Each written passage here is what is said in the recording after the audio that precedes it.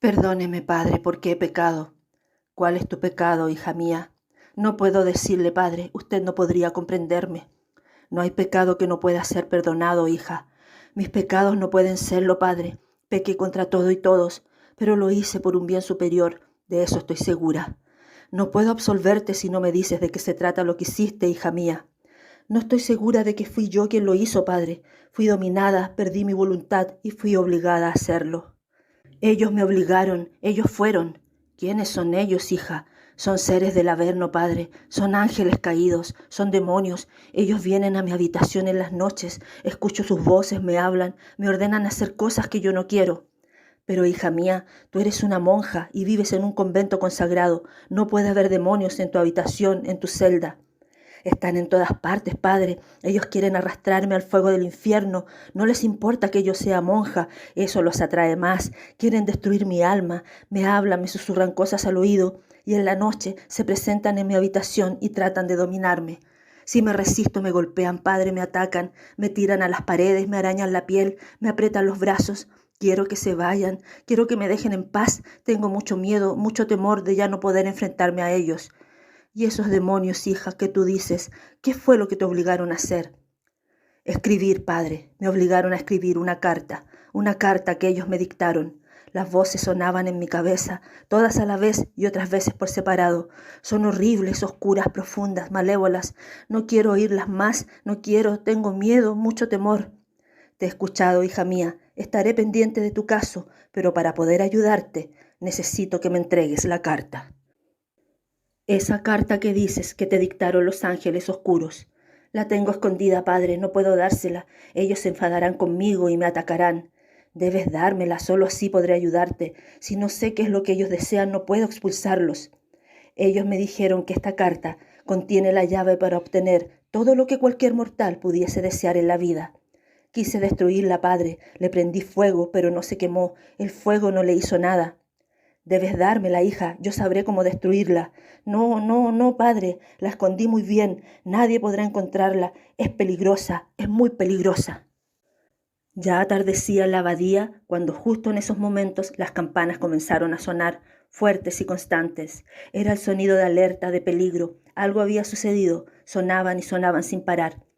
El padre Luis, que estaba dentro del confesionario, salió apresurado. Todos sabían que ante el toque de peligro debían dejar de hacer lo que fuera que estaban realizando y dirigirse al patio central del convento.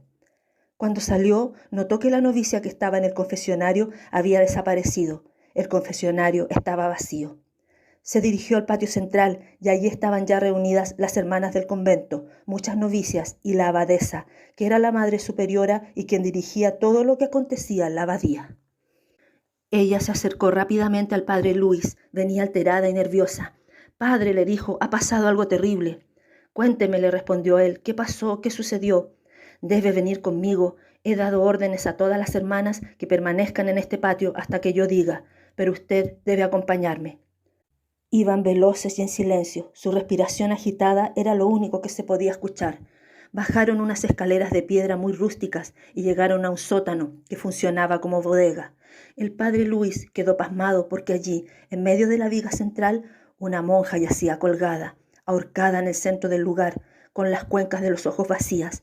Estaba descalza, sin el velo que cubría su cabeza, y se notaba en la rigidez del cadáver que habían pasado ya muchas horas desde que ocurrió el deceso. Y además tenía una de sus manos cercenada. La bajaremos inmediatamente de allí, dijo el padre, y llevaremos su cadáver al ala norte. Allí deberemos examinarlo. Hay que ser muy cautelosos y prudentes, abadesa. Esto que ha pasado es demasiado grave. La abadía no puede verse involucrada en ningún escándalo. ¿Quién la descubrió? Fue la hermana cocinera. Ella bajó a buscar víveres para preparar la cena y la encontró. Bien, guardaremos reserva sobre esto hasta indagar un poco más y saber con mayor precisión lo que pudo haber pasado. Envía a todas las hermanas a su celda. Enviaré a 2 caballerizos a sacar el cadáver. Son hombres de confianza. Dentro de 2 horas vaya a verme al ala norte. Cuando la abadesa se dirigió a una de las celdas del ala norte, el padre Luis ya estaba ahí con el cadáver de la religiosa dispuesto sobre una mesa. ¿Qué encontró, padre?, preguntó ella.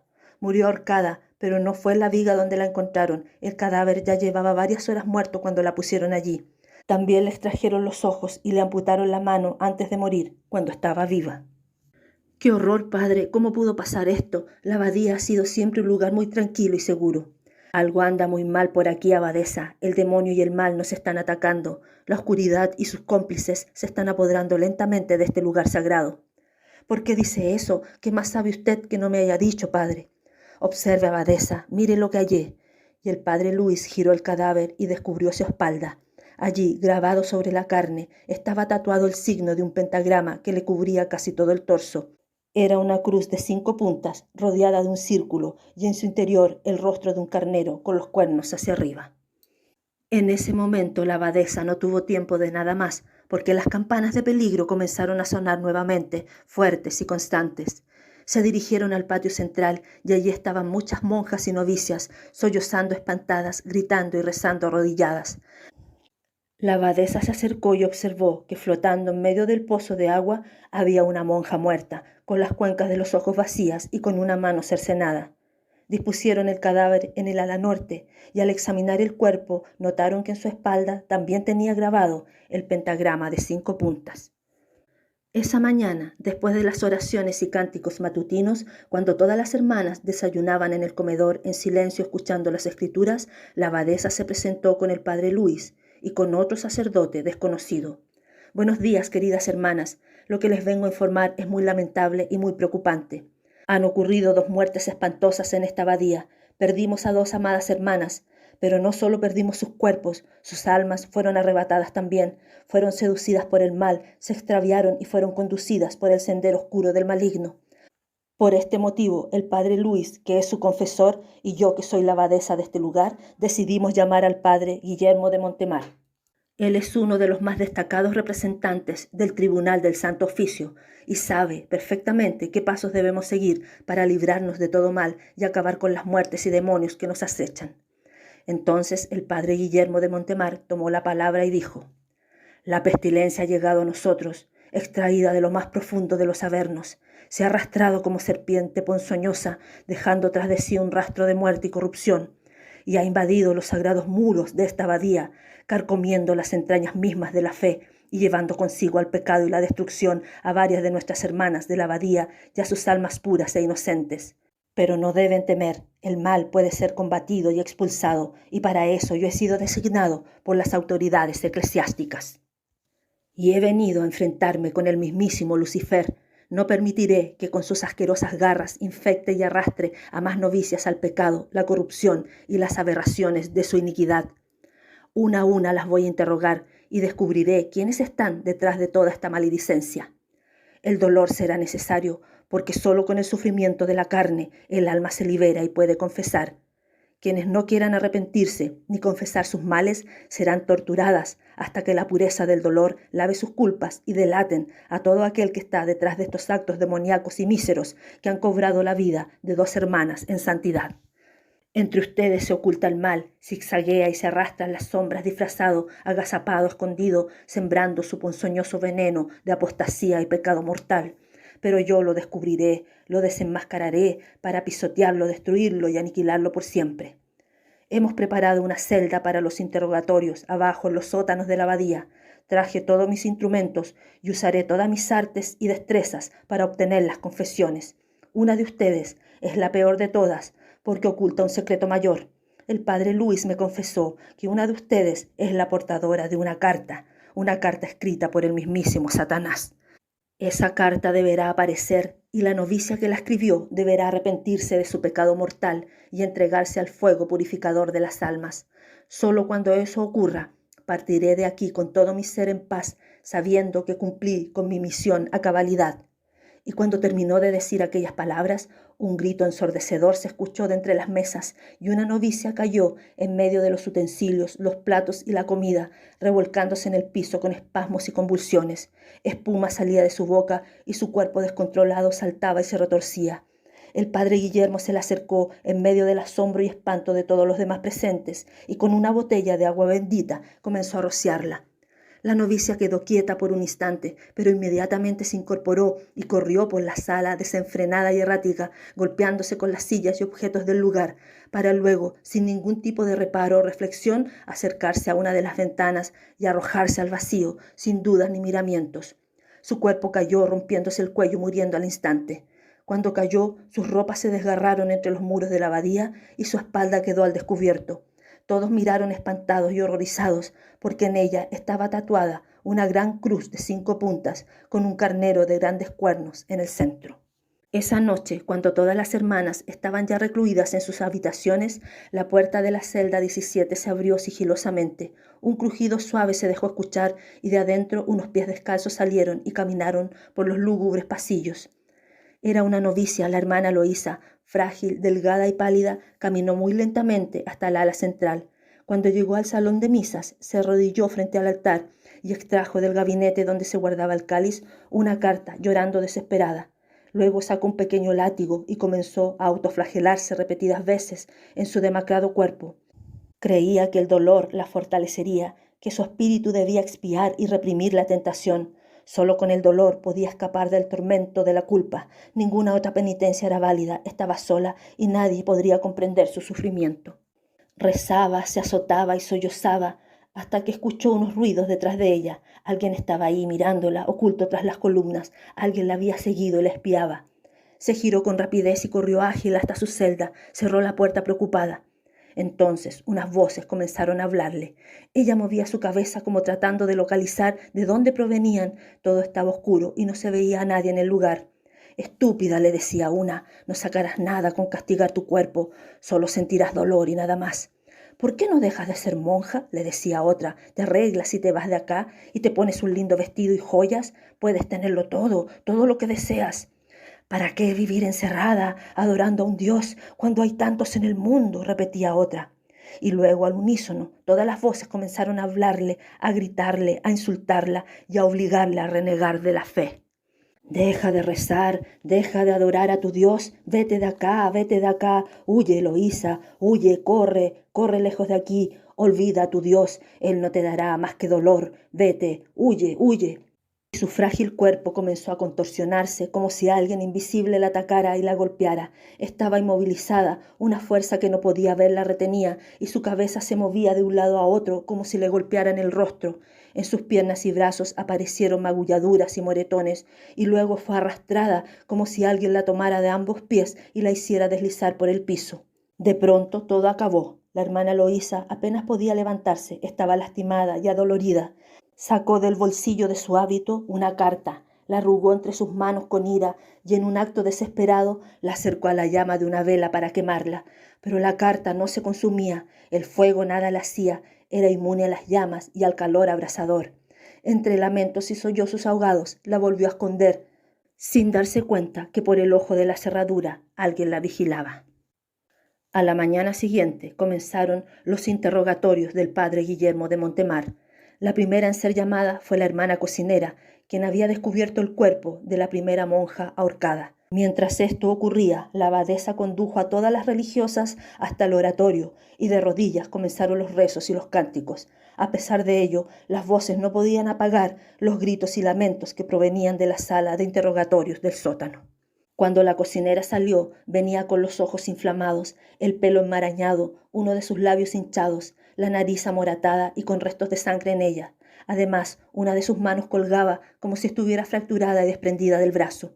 La abadesa ordenó que un par de novicias la llevaran a su celda. La monja caminó temblando, asustada y desorientada en total silencio. Al rato, de la sala de los interrogatorios, apareció el padre Guillermo de Montemar, con varios hombres que lo acompañaban. Eran sus discípulos y ayudantes, y con el padre Luis. Se presentó en la sala de oraciones y dijo: «El demonio ha entrado en una de ustedes, pero no podrá escapar. Me ha sido revelado quién es la causante de tanto mal, y ahora deberá confesar sus crímenes y apostasías delante del Señor».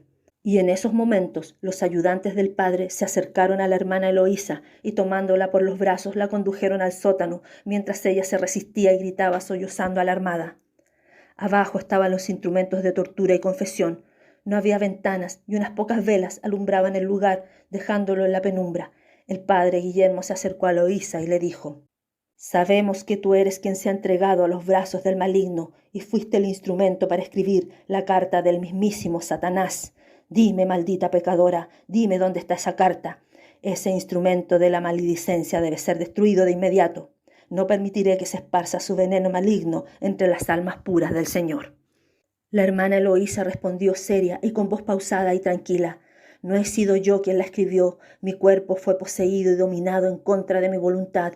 He luchado por la salvación de mi alma. Me he enfrentado a los demonios. He rezado y reclamado por mi salvación. Pero ellos me acosan y me persiguen.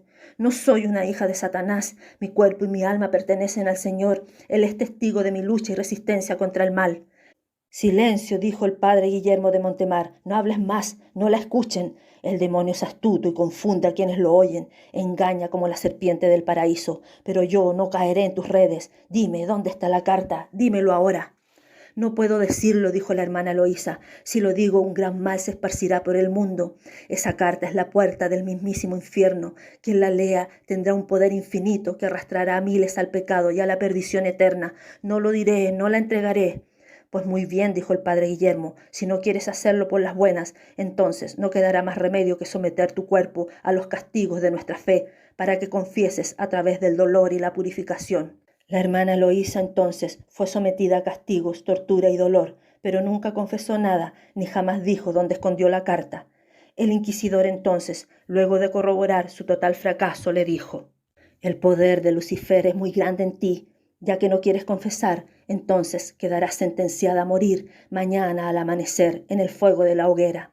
Solo así te liberaré del pecado y tal vez tu alma encuentre la absolución.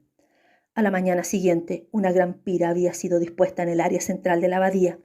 Era un montículo compuesto de leños y maderas elevado sobre un pedestal y en el centro una viga central donde sería amarrada la víctima. La hermana Eloísa fue llevada semi-inconsciente, con su cuerpo lastimado y herido, y amarrada con gruesas cuerdas a la viga. Entonces el padre Guillermo, con una antorcha encendida en su mano, dijo a todas las hermanas novicias y discípulos que allí estaban: con esta antorcha encendida acabaré con el mal que se cierne en esta abadía. El fuego purificará el alma de la condenada y terminaremos con el ponzoñoso pecado que se esparce por este santo lugar para siempre. Y encendió la pira donde yacía atada la hermana Eloísa, y el fuego y el humo comenzaron lentamente a encender las maderas y leños secos. Pero al mismo tiempo, sin saber cómo, de todas partes de la abadía también comenzaron a salir llamas, y un fuego enorme y avasallador comenzó a expandirse, quemar y destruir todo el lugar. Estas llamas eran enormes y venían de todas partes, abrasando e incendiando todo el convento. Las monjas y novicias y discípulos corrieron espantados tratando de escapar de las llamas y las brasas encendidas que caían sobre ellos, mientras el humo los ahogaba. Era un caos, un desorden total de gente atemorizada que huía con desesperación y pánico, sin importarles nada más que escapar y salvar sus vidas. Y en medio de todo aquello, el padre Guillermo de Montemar quiso también correr, pero no alcanzó a moverse, porque justo en ese momento sintió un agudo dolor en su espalda, una puñalada certera, una daga clavada en su torso. Alguien lo había apuñalado por detrás. Alcanzó a girarse y vio con asombro total que era la abadesa, quien tenía un cuchillo afilado en sus manos.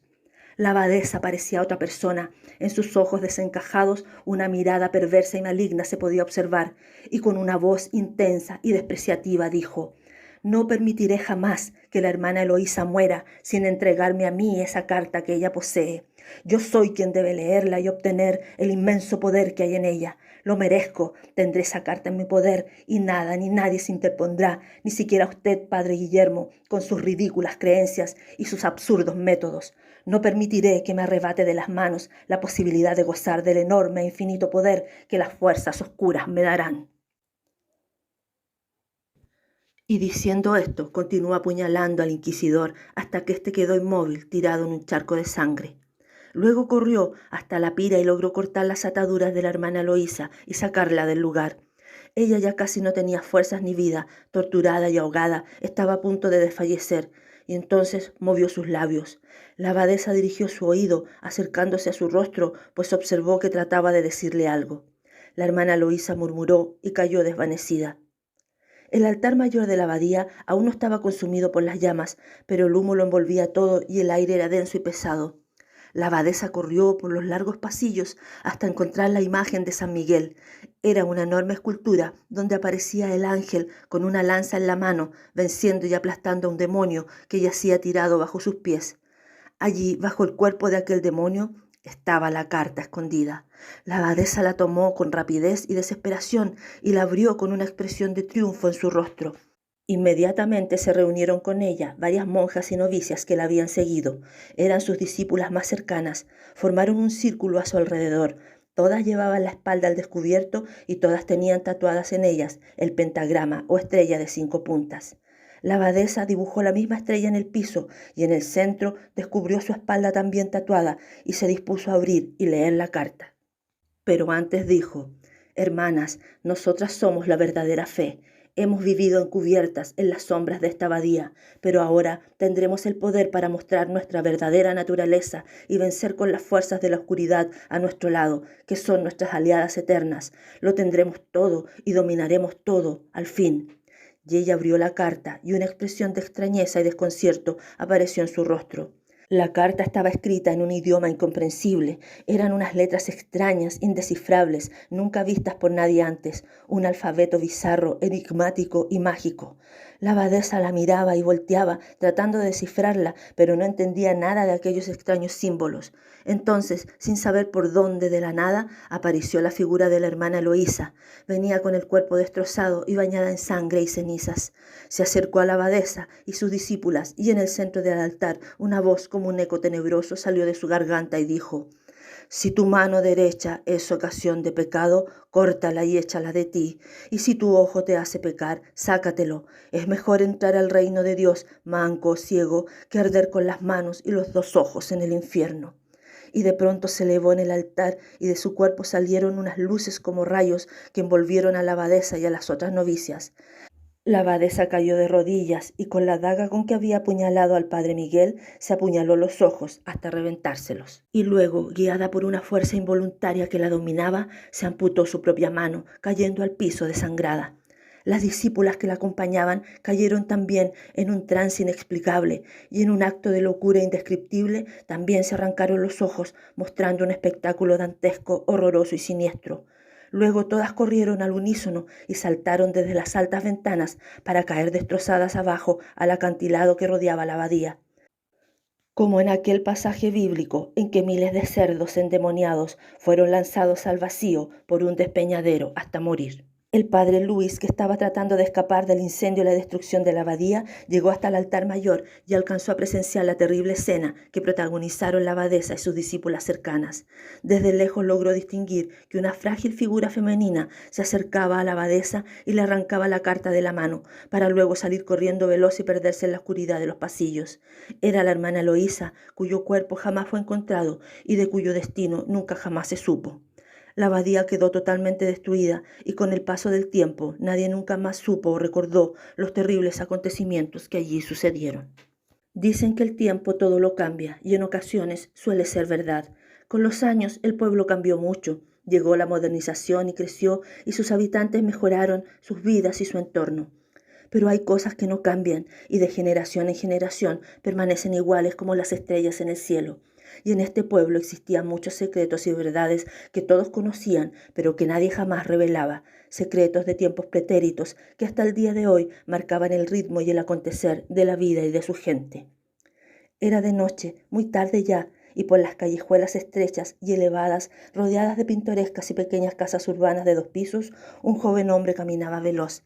Ya casi no había personas en las calles y él deseaba llegar pronto a casa de su tía. Luciano había nacido en este pueblo y vivió su primera infancia tranquilo y feliz. Sin embargo, al morir su madre y sus abuelos, la tía Marina pensó que sería mejor enviarlo a estudiar a la ciudad. Allí las oportunidades serían mayores y su mundo se abriría en conocimientos y capacidades. Pero ya era el momento de volver. Aunque conoció el mundo y experimentó todo, Luciano sabía que en ese pueblo estaba su vida y su destino, y algo allí lo llamaba y lo atraía inexorablemente. Todo estaba en penumbra y en silencio, solo se escuchaba el cantar de los grillos y de vez en cuando el aullido de un perro callejero, pero el joven hombre comenzó a notar a lo lejos un ruido diferente. Un ruido que se acercaba y se hacía cada vez más intenso.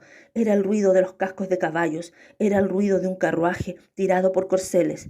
Él lo recordaba bien. De niño, acurrucado en su cama, solía escucharlos todas las noches a las 3 de la madrugada en punto.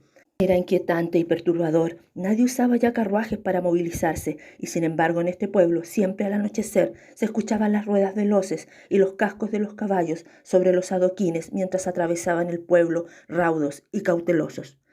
Era el carruaje del señor Luján, al menos eso decía la tía Marina. En aquel pueblo el señor Luján era el principal personaje y autoridad. Era el hombre más acaudalado del lugar, su fortuna era inmensa, manejaba toda clase de negocios y su poder también era ilimitado. Tenía dinero a manos llenas y era el principal benefactor del pueblo, su gente y sus instituciones. Todo allí pertenecía de una manera u otra a este misterioso hombre. La ciudad entera era su propiedad. Controlaba los bancos, las escuelas, las oficinas, los negocios, los comercios y también a las personas. Las principales autoridades tenían tratos con él, incluso la policía y la iglesia.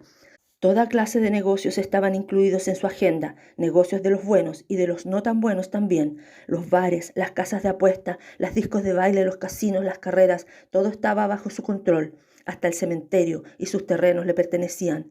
Las minas en la montaña, las pesqueras en la ciudad, en todo él tenía inversiones, sociedades y era el principal accionista y controlaba la política, a los sindicatos y a todos por igual.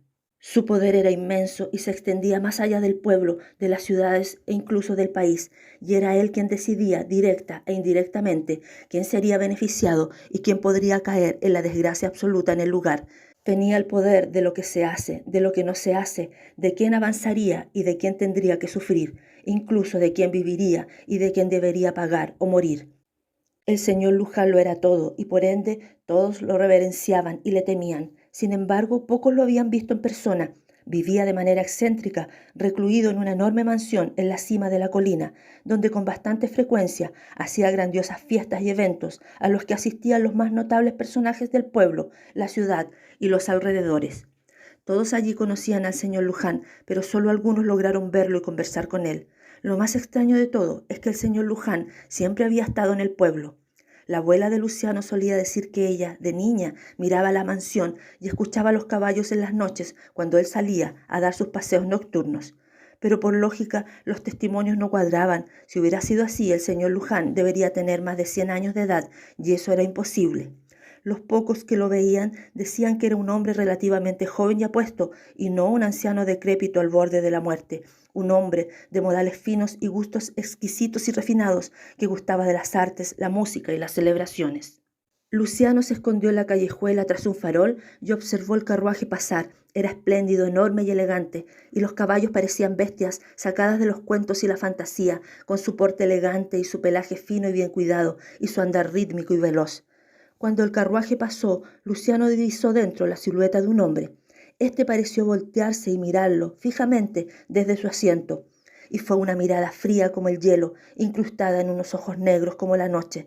No parecían ojos humanos, eran ojos fijos y aterradores, sin alma y sin vida, que lo miraron como sabiendo todo de él y como queriendo destruirlo. La tía Marina estaba feliz con el retorno de Luciano, se sentía satisfecha de que él hubiera estudiado y prosperado en la vida. Tu madre estaría orgullosa, le decía, y el joven le preguntó, tía, nunca me contaste de qué murió mi madre. Y la tía, muy incómoda, como no queriendo responder, evadía la pregunta, cambiando el tema. Murió de pena, sobrino mío, de pena y nada más. La tía Marina vivía en casa con Vivian, era una ahijada suya que llegó del pueblo hacía unos años. Vivian era alegre, bella y trabajadora y muy decidida. Deseaba convertirse en una modelo famosa, salir del pueblo, conocer el mundo y divertirse, y estaba ahorrando para ello y soñaba con cumplir sus sueños y anhelos muy pronto. Luciano apenas la vio, sintió un gran cariño y atracción por ella, por su personalidad extrovertida y alegre y por su gran belleza. Solían pasar las tardes paseando y conversando por los campos cercanos al pueblo. A pesar de ser tan diferentes, un gran sentimiento surgió entre ellos, un amor repentino pero fuerte y esperanzador. Una tarde que caminaban cerca del lago, Luciano se quedó con la vista fija hacia el cielo. Pestañeó rápido y muchísimo hasta que sus pupilas se perdieron bajo los párpados. Todo se nubló y cayó al piso entre espasmos y convulsiones. Su cuerpo estaba rígido y sus manos empuñadas y apretadas. pero por dentro él parecía caer en un vacío, flotando en la nada. Se sentía haber traspasado los límites terrenales y haber entrado a un espacio distinto e infinito, donde una potente luz lo iluminaba todo. Y allí miró hacia arriba y una enorme y bellísima figura con alas apareció ante él. Sus alas se movían como en cámara lenta y de su cuerpo emanaban brillantes destellos de luz. El ser, con voz clara y autoritaria, le dijo: «Ve tras el ángel y encuéntralo. En las manos del ángel está el remedio y la espada. Las letras son palabras y las palabras tienen el poder. Busca al ángel, busca al ángel». Entonces abrió los ojos y Vivian estaba junto a él. Le había puesto un pañuelo entre los dientes y una chaqueta enrollada bajo su cabeza, emulando una almohada. «Tienes el mal de los dioses», le dijo. «La tía Marina me lo contó, por eso supe qué hacer». «Es epilepsia, es un mal familiar, ¿sabes? Empezó con una antigua abuela de mi abuela y de ahí se transmitió», le dijo Luciano.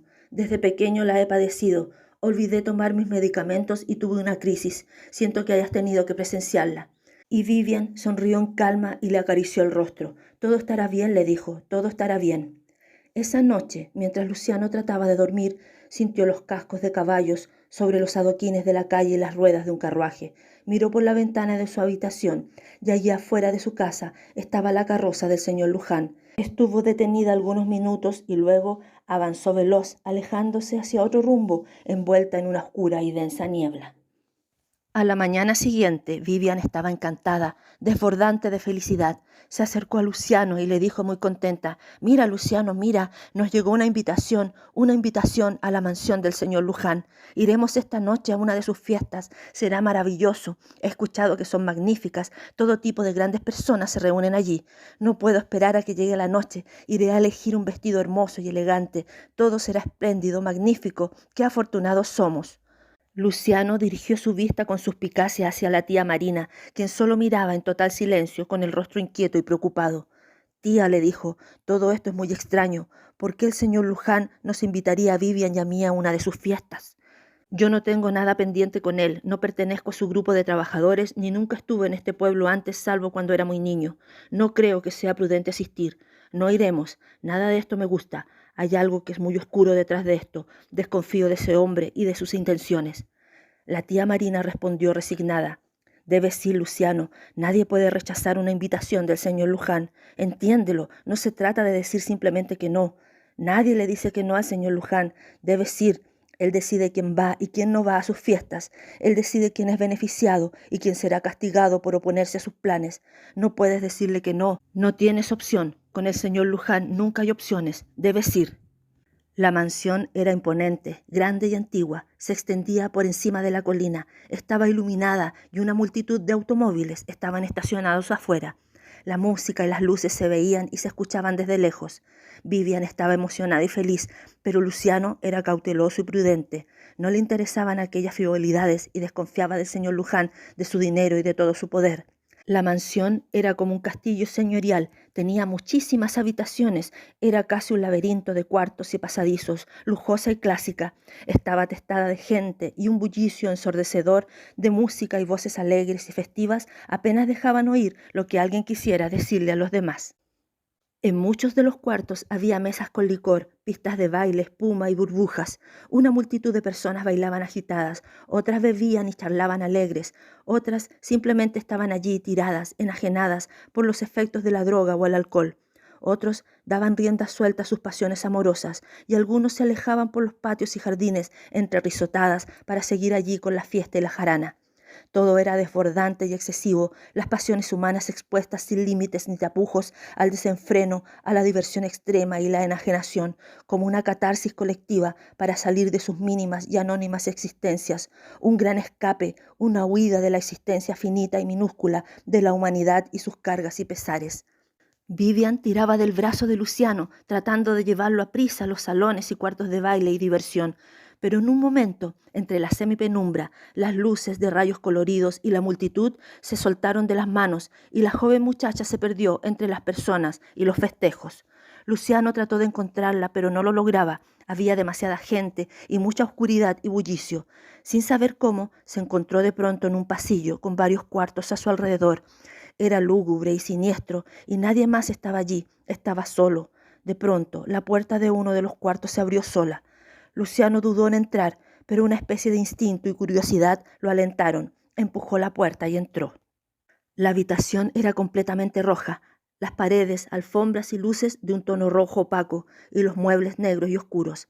Al entrar, todo el bullicio del exterior desapareció y un vacío se apoderó de todo el lugar, como si fuese el fondo de una piscina y Luciano estuviera sumergido allí, flotando en la nada, compresionado con el vacío.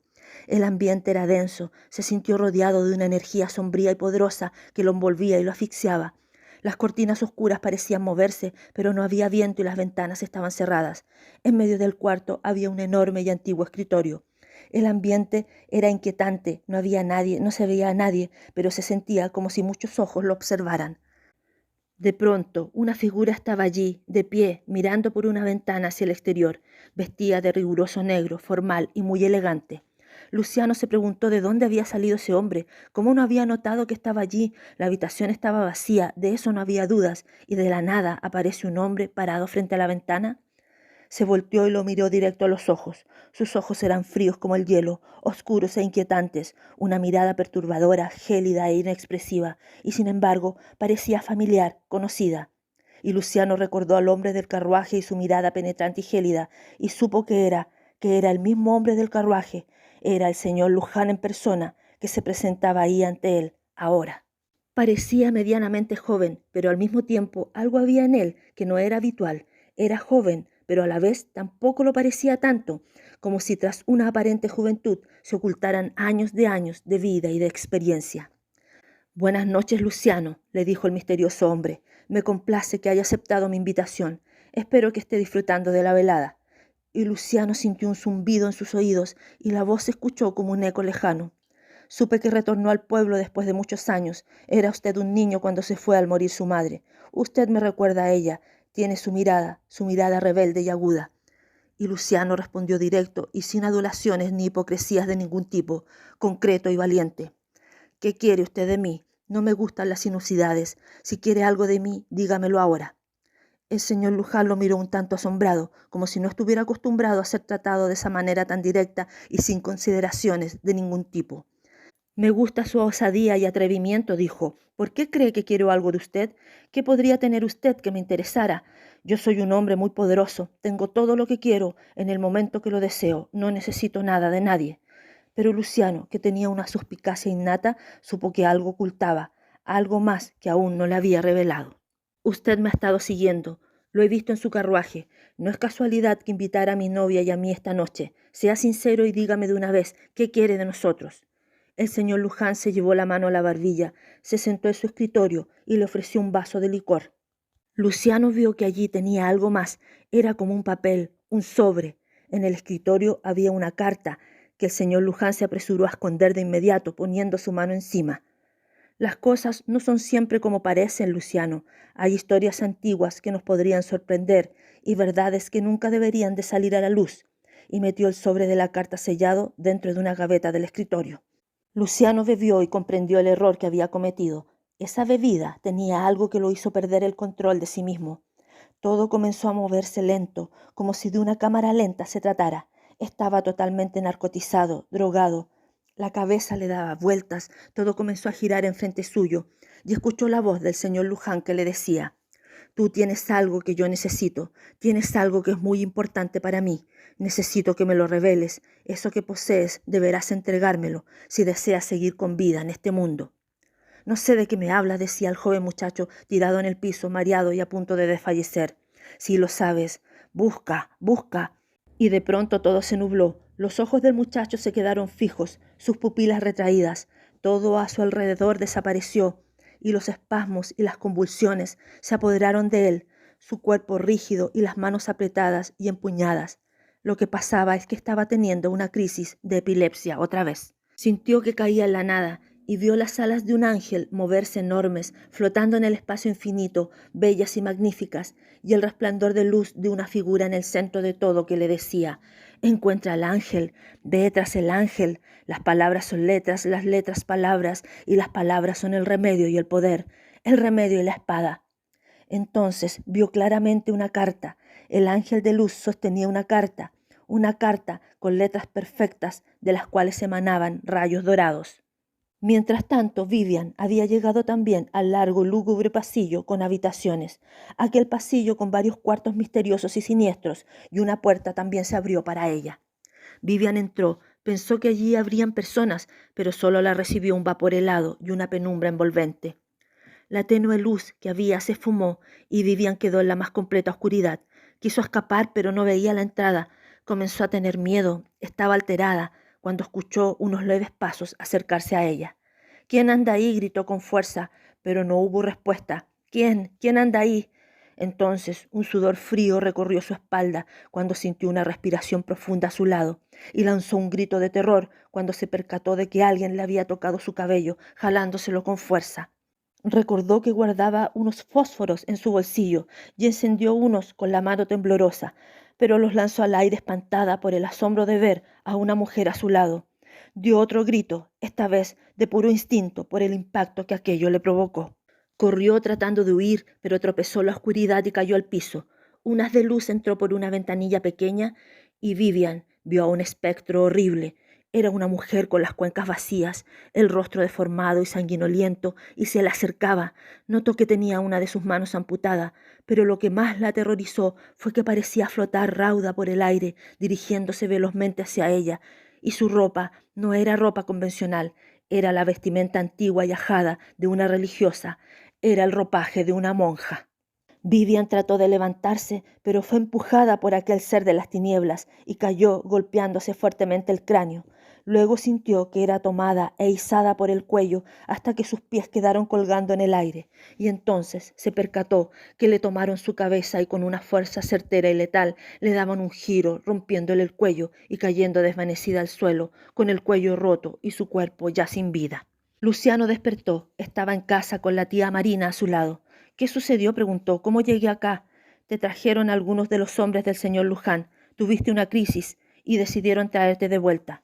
Luciano recordó todo y preguntó. «¿Y Vivian? ¿Dónde está ella?» «No ha llegado aún. Me informaron que se quedará en la mansión por un tiempo más». «¿Qué?», dijo el joven. «Pero tía, esto es muy extraño. ¿Por qué ella se quedaría allí?» «Nada tiene sentido. Algo está muy mal. Iré por ella de inmediato».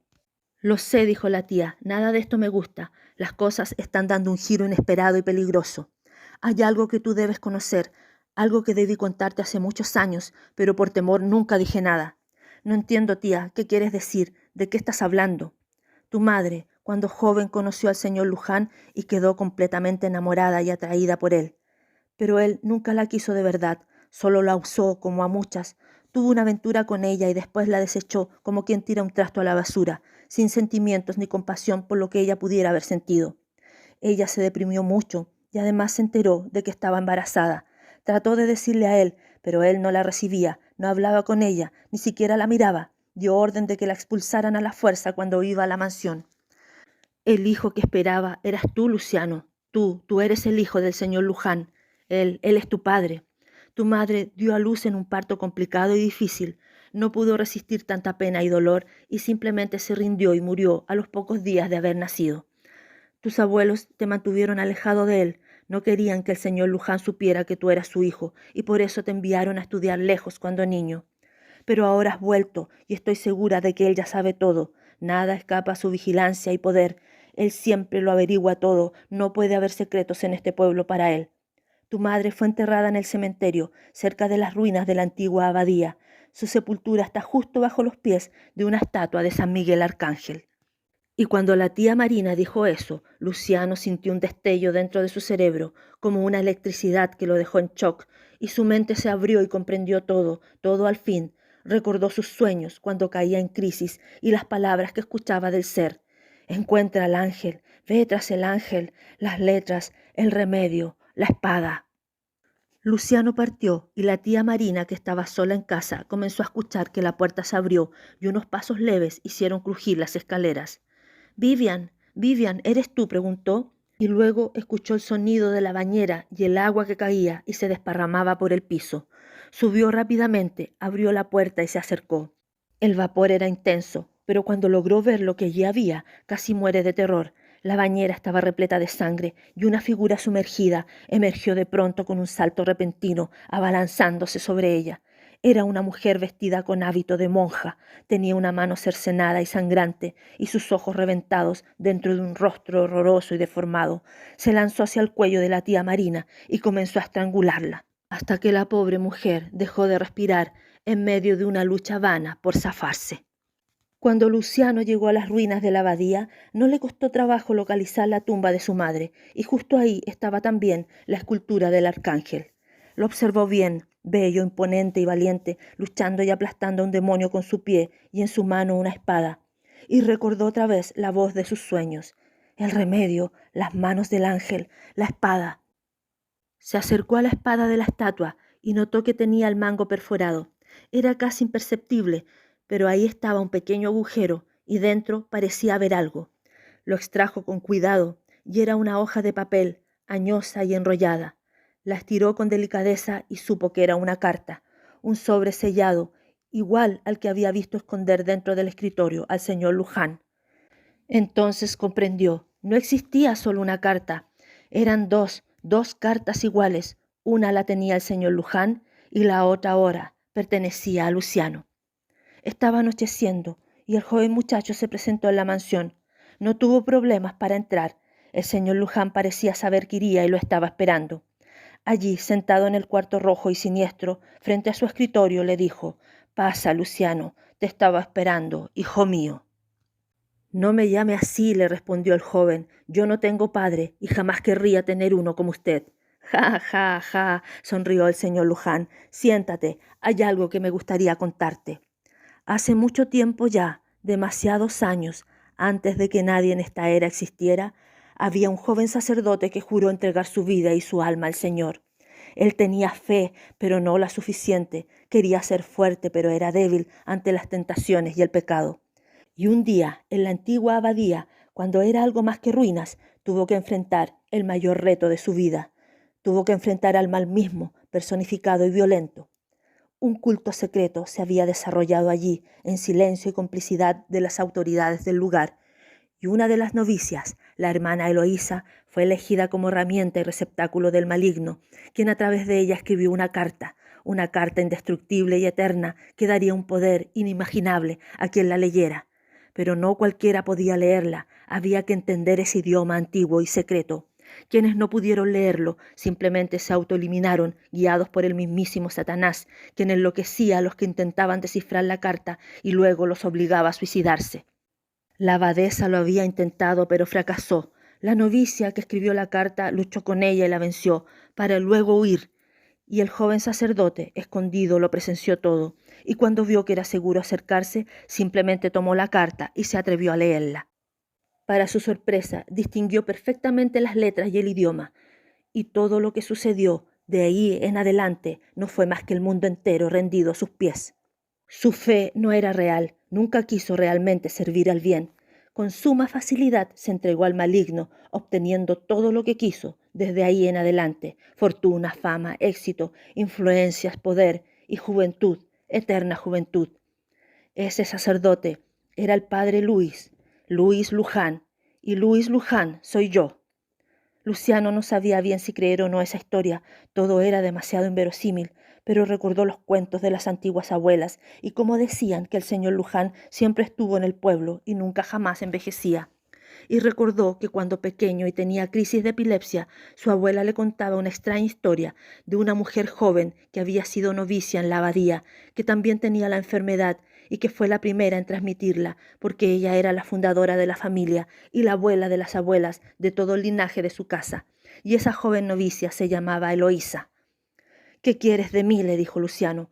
«¿Acaso no lo sabes?», respondió el señor Luján. «Si solo yo pude leer la carta, tú, siendo mi hijo, también podrás hacerlo.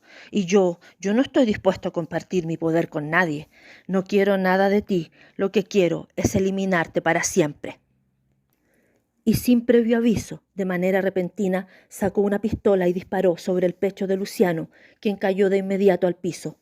Pero con sorpresa y asombro lo vio levantarse de nuevo, sin un rasguño y en perfecto estado. Luciano puso su mano en el pecho y ahí tenía en el bolsillo una carta, la carta del ángel, que había amortiguado la bala.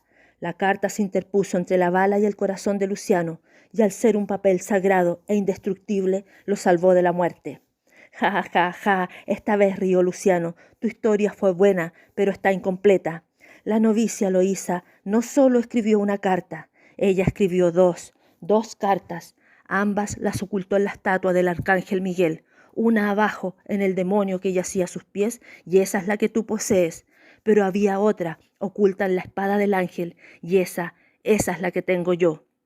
Entonces, muy rápidamente la abrió y comenzó a leerla, comprendiendo completamente cada signo del idioma y las letras. Si tu mano derecha es ocasión de pecado, córtala y échala de ti. Y si tu ojo te hace pecar, sácatelo. Es mejor entrar al reino de Dios manco o ciego que andar con las dos manos y los dos ojos en el infierno. El señor Luján cayó de rodillas mientras escuchaba, gritando y tapándose los oídos, el contenido de la carta. Esas palabras eran como dagas que lo herían y lo inmovilizaban. No, no, decía, no podrás vencerme. Yo también tengo el poder de la oscuridad que vive en mí. Soy fuerte, decía, y se retorcía en espasmos en el suelo. Soy poderoso y fuerte, y el mal no puede ser vencido tan fácilmente. Y de la nada, con una entereza y energía repentina, comenzó a levantarse y sacó su pistola para dispararle a Luciano otra vez. Sin embargo, justo dio un grito ahogado, un dolor agudo le invadió la espalda. Se volteó y ahí estaba Vivian. Le había clavado un puñal en el torso. Estaba de pie, pero no parecía ser ella. Tenía el cuello roto y los ojos blancos. Era su cuerpo, un cuerpo muerto, sin vida, que estaba siendo manejado por una fuerza oscura. Y siguió apuñalándolo muchas veces hasta que el señor Luján quedó tirado, bañado en sangre e inmóvil. Antes de que cerrara los ojos para siempre, una voz ronca y profunda salió de la boca de Vivian. Me alegro mucho de volverlo a ver, padre Luis. Soy la abadesa y vine para arrastrarlo conmigo al mismísimo infierno. Y el señor Luján abrió los ojos pasmado y asombrado, mientras el cuerpo de Vivian le hendía el cuchillo con fuerza y le reventaba los ojos. Ambos cayeron sin vida, inmóviles, cubiertos de sangre negra, espesa y putrefacta. Y en ese momento Luciano terminó de leer el último párrafo de la carta del ángel, que decía: y la luz resplandecía entre las tinieblas, y las tinieblas no pudieron vencerla.